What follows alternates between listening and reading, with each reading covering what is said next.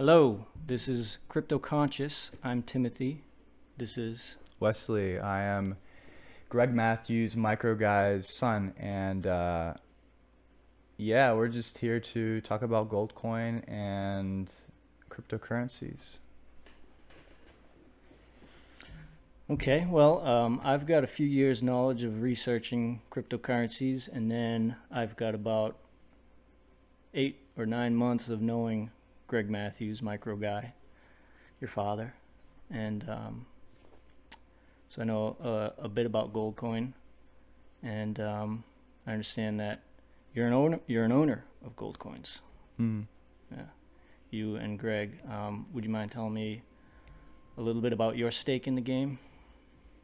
Yeah, so basically, as a young teenager, always heard about my dad talking about this thing called gold coin, this cryptocurrency, and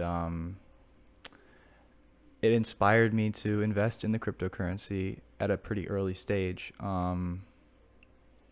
And yeah, I mean, there's not really much more to it than that. I haven't really had much of a role within the gold coin community. I've been kind of just a passive viewer of the progress and hurdles and obstacles that the currency's had. But yeah, I don't really have much of a role within the community. Mm-hmm. Yeah. Yeah. Okay. Well, was there anything you wanted to ask me about?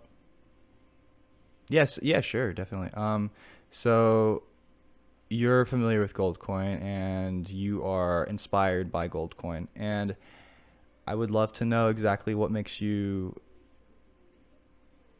point in that direction of Goldcoin. So I see the promise of decentralization and environmental sustainability, Mm, and based on what I know, Goldcoin can offer both of those things, and mm, the top coins, can't or mm. don't. Yeah.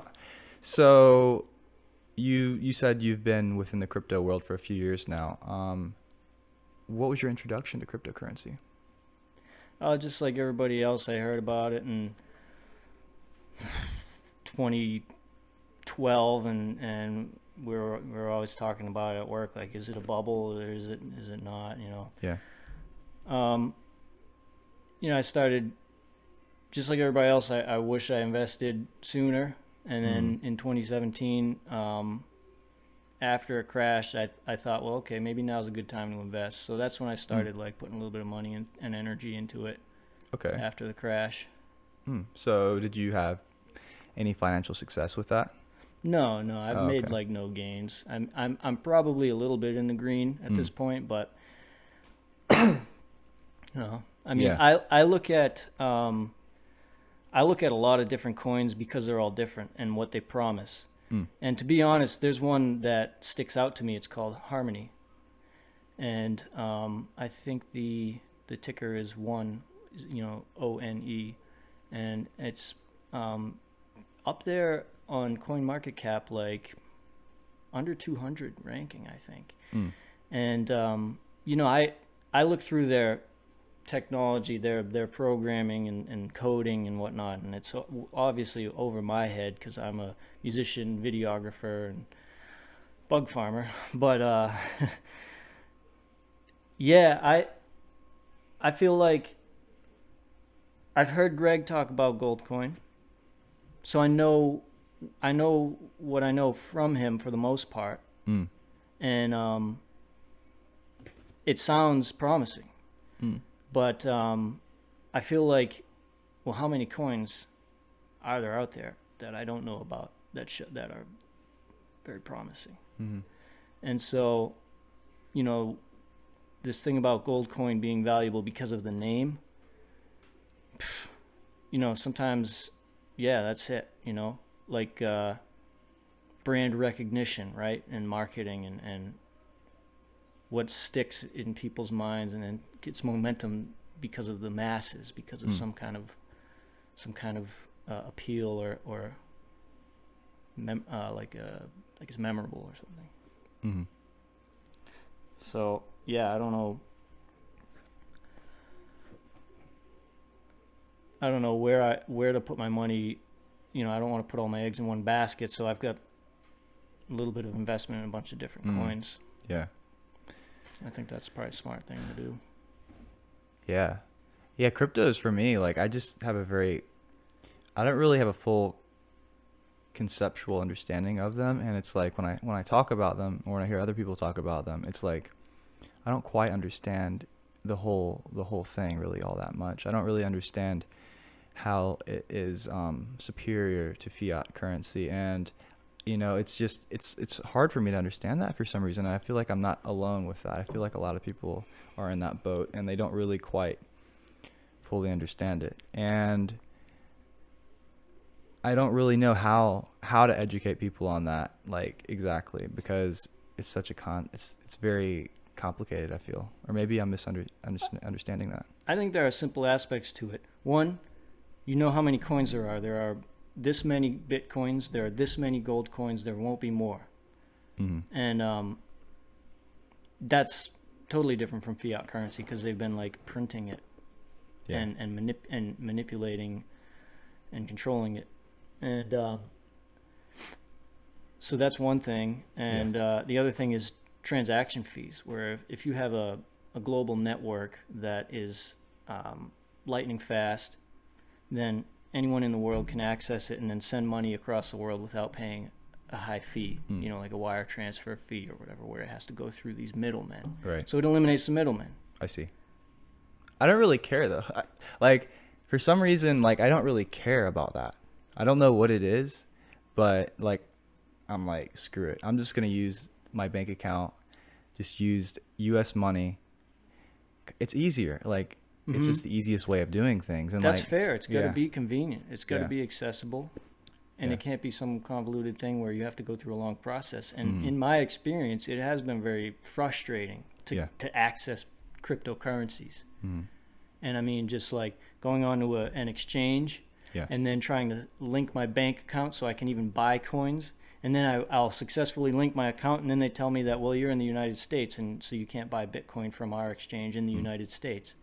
So there's all these things that just like, are they hurdles that I have to jump over, or are they flaws in the system, kinks that are being worked out? I don't know. It's definitely all in its very early stages. Yeah. Very early stages. Like people are using Bitcoin to buy and sell like all kinds of things, but man, it's not even close to being ready for like, like you said, like just anyone to use it or to be convenient. You see it going in that direction though?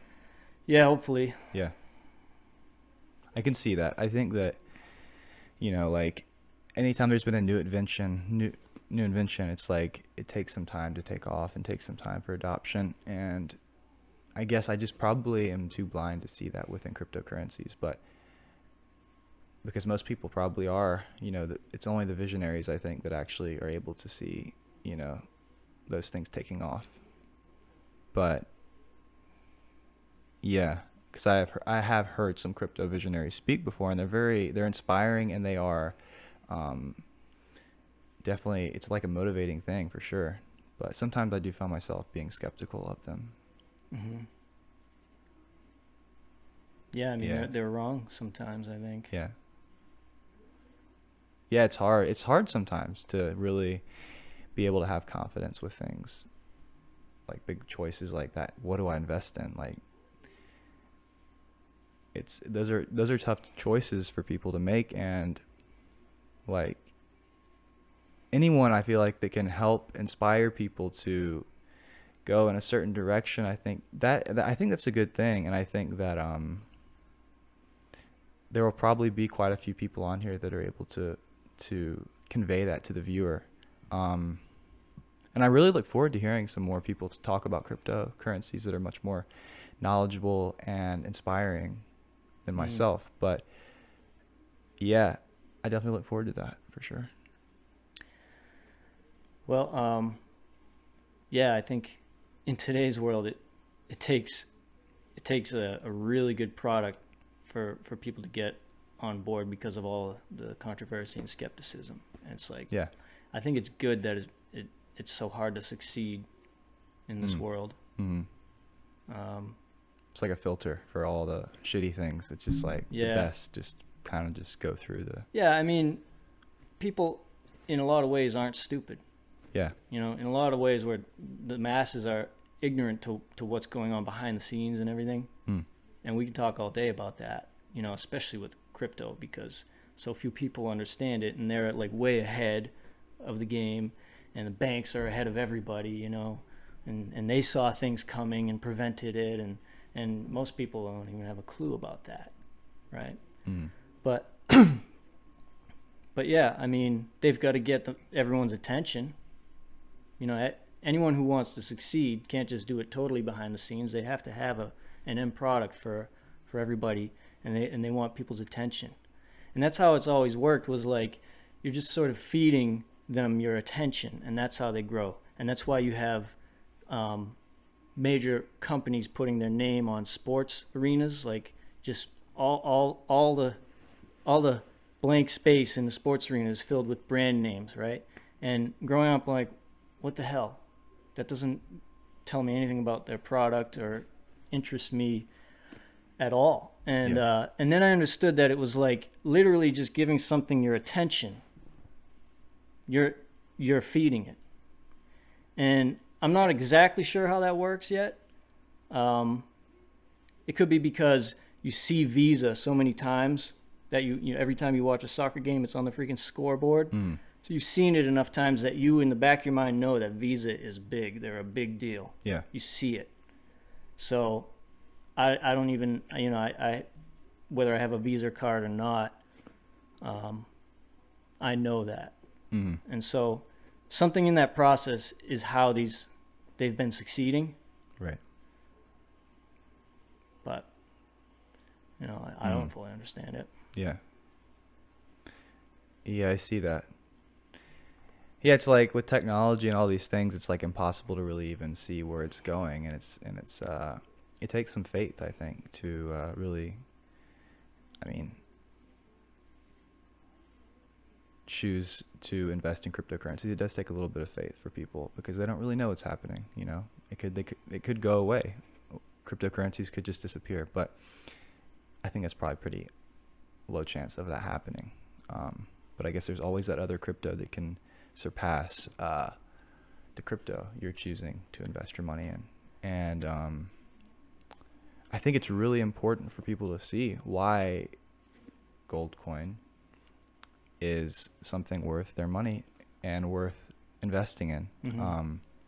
Because if people can't see that, then they're just blindly investing in something. And I don't think that's a sustainable way to do it. I think that they need to be informed, and being able to do that in a manner that the average Joe can understand can be difficult at times, I think. So yeah, I don't really know exactly where I'm going with that, but well, what I was saying was, like, what people might not understand is that if we all collectively put our attention or energy, or attention is energy, into something, then it will grow. But what you're saying is, yeah, well, people need a good reason to do that, other than the fact alone that it will grow. Like, right.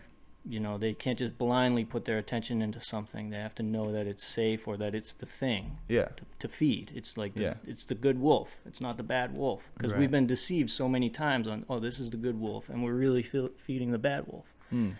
That's happened too many times, so people are totally skeptical, you know. Right. Rightly so.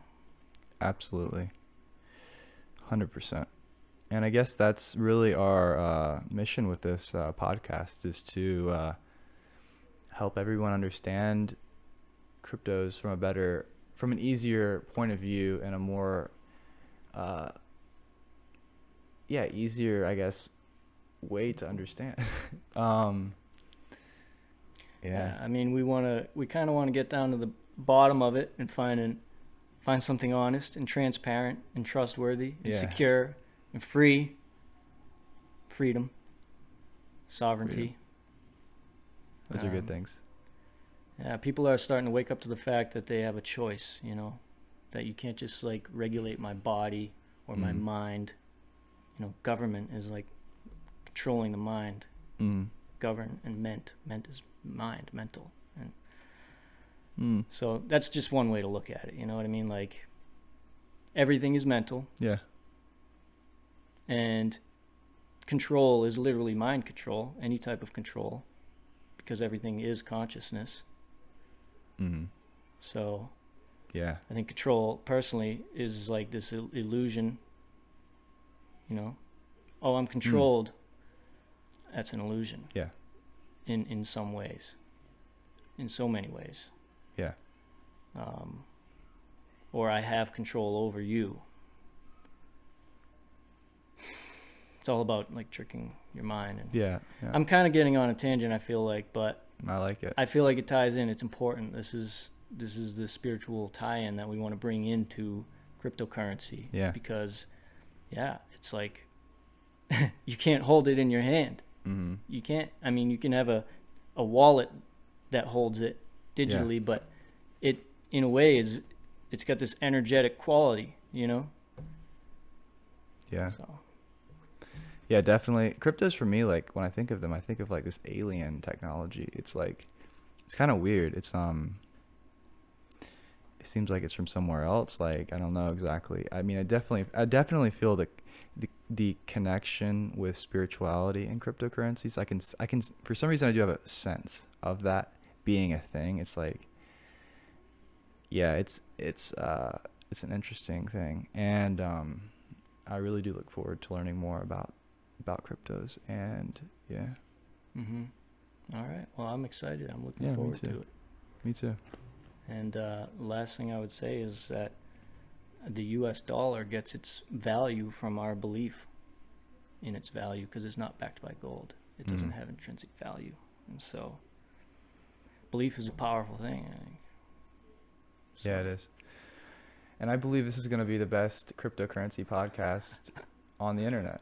So, yeah, I guess that's all that we have to say here, and we look forward to seeing you in the future. Peace.